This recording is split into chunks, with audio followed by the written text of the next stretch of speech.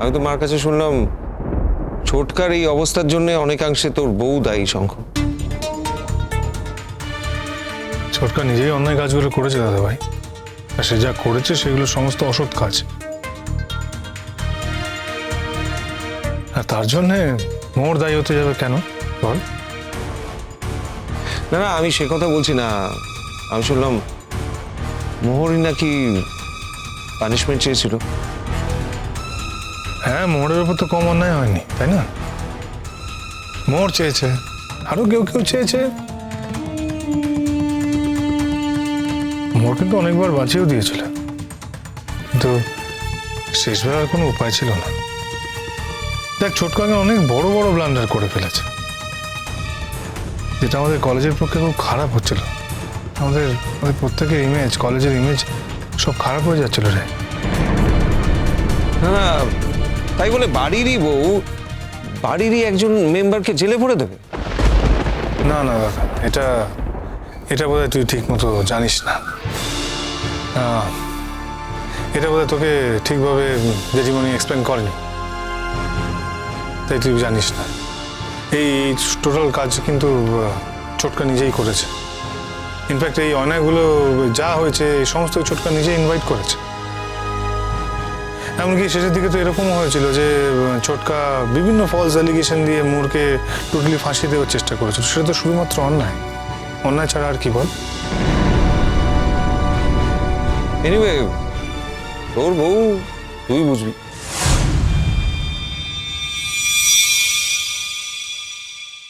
না, আমি এক্ষুনি যাব।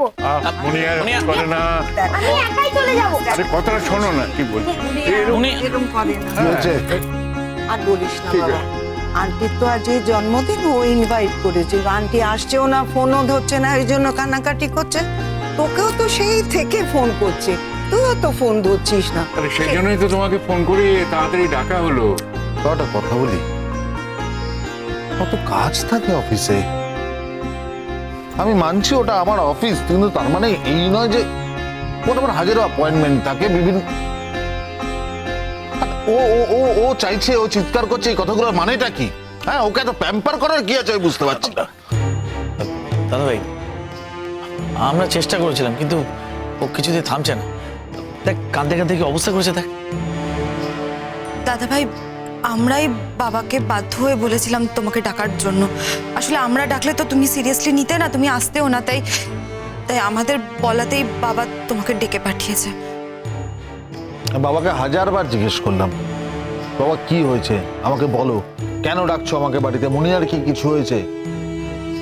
বাবা তো কোনো উত্তর দিল না। বাবা বললো তুমি এক্ষুনি যেখানে আসো বাড়িতে চলে এসো। আরে এরকম ভাবে ডাকলে মানুষের মনের অবস্থা কি হয় সেটাও তোমরা বুঝো না।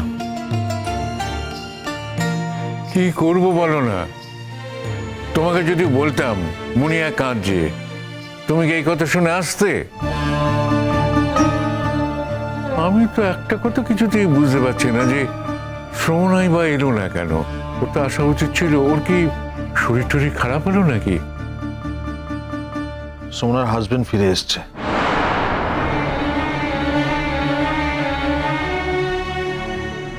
কে ফিরে এসছে? তুমি সব কথায় থাকো কেন? চুপ করো। যে হাজবেন্ডের সাথে এত গন্ডগোল, সেই হাজবেন্ড ফিরে এসছে বলে ও বাড়িতে আটকে রয়েছে? কোনো গন্ডগোল নেই, সব একদম ঠিক আছে। আমি তো নিজে কথা বললাম ওনার হাজবেন্ডের সঙ্গে। আমার মনে হয় আমাদের ওকে আর ডিস্টার্ব করা উচিত হবে না। আমি আন্টির জন্য গিফটগুলো দিতে যাব, ব্যাস। এই যে বায়না ধরেছে আন্টিকে আন্টির বার্থডেতে গিফট দেবে। কি করে সামলাবো এবার? তুমি সামলাও দাদা ভাই। যেটা হবে না সেটা হবে না, এটা পরিষ্কার বলে দাও। আর ও যা চাইবে সেটাই যে হবে তার তো কোনো মানে নেই। আমি তাহলে একা একা চলে যাব বলে দিলাম। আচ্ছা, তুই এত বায়না করছিস কেন? তুই বুঝতে পারছিস না যে আন্টি আজকে বিজি আছে? নাহলে তো আন্টি তোকে নিজেই ফোন করতো। আর তুই আন্টির জন্য যে গিফটগুলো কিনেছিস সেটা আন্টি এখানে এলে তবে তো দিবি, নাকি আন্টির বাড়ি গিয়ে তুই দিবি? আচ্ছা, আন্টিরা তোকে ইনভাইট করেনি জন্মদিন, তার জন্মদিনে ইনভাইট না করলে কেউ কারোর বাড়ি যায়? আমি যাই। আমি আন্টির বাড়ি যাব, আন্টিকে আমি গিফট দেবো, ব্যাস। আরে বাবা, হ্যাঁ যাবি? যা যা, একা একা যা। ঠিক আছে, আমি একা একাই চলে যাব। সরো মুনিয়া। ও ঠিক আছে, ওকে যেতে দাও, কেউ আটকাবে না ওকে।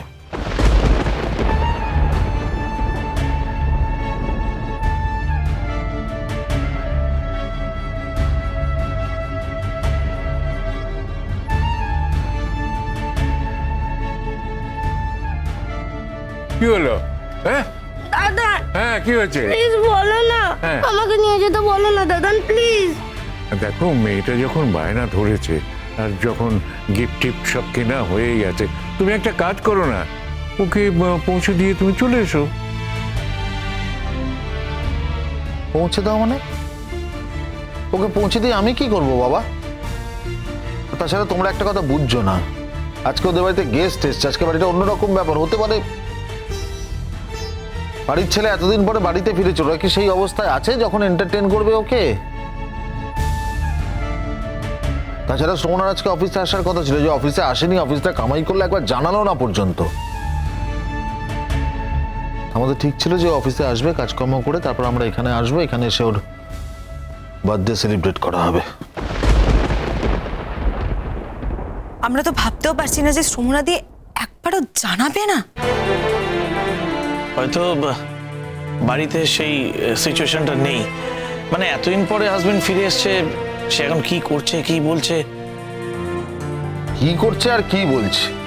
কিছুই করছেও না, বলছেও না, নিজেদের মধ্যে দুর্দান্ত সময় কাটাচ্ছে। ভদ্রলোক তো আমাকে পরিষ্কার বলেই দিলেন, লোক দেখে নিতে, সমনা হয়তো আর কোনোদিন অফিসেও আসবে না।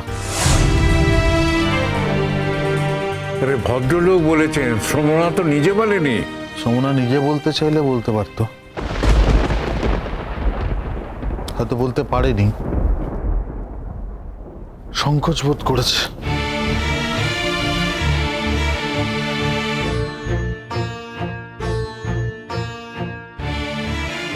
আমার এটা বিশ্বাস করার কোনো জায়গা নেই নিশ্চয়ই যে ওই ভদ্রলোক ওর মুখপাত্র, ওর স্পোক্স পার্সন, যে ওর ওই কথাগুলো বলে দিচ্ছেন।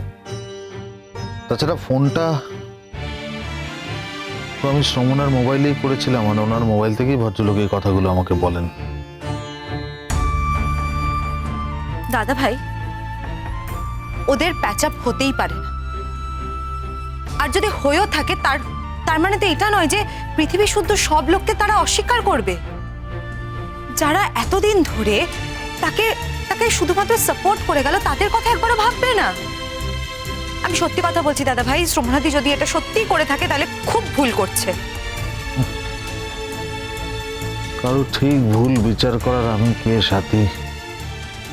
আমি শুধু এইটুকুনি জানি, আমার আন্টি কোনো ভুল কাজ করে না। দেখো কি করবে, এই বাড়ির যে অবস্থা, ওরা যেভাবেই হোক শ্রমণাকে টাইট দেবেই। আর এই যে পাপান বারবার বলছে ওকে নিয়ে চলে যাবে, কি করে নিয়ে চলে যাবে বলো তো? আমি তো শ্রমণার সঙ্গে কথা বলে যা বুঝেছি, শ্রমণা কিন্তু পরাগবাবুর সঙ্গে মেন্টালি জড়িয়ে গেছে। জড়িয়েই তো যাওয়ার কথা। এই লোকটা কোনোদিনও বৌদি ভাইয়ের কাছে থেকেছে নাকি? দেখো, অনেক মানুষ দূরে থাকে, কিন্তু তারপরেও কাছে থাকা যায় যদি যোগাযোগ থাকে। এর সঙ্গে তো কোনোদিনও মনের যোগাযোগও ছিল না। আর এখন যখন বৌদি ভাই নিজের জীবনটা প্রথম থেকে শুরু করতে চাইছে, তখন হদ্দুম করে এসে এত বড় বড় কথা বলছে। এই জন্য আমি এই লোকটাকে সকালবেলা প্রণাম করিনি। তোমার উপর কিন্তু আজকে খুব রেগে গেছে। আমার বই গেছে, আমার তাতে কিচ্ছু এসে যায় না।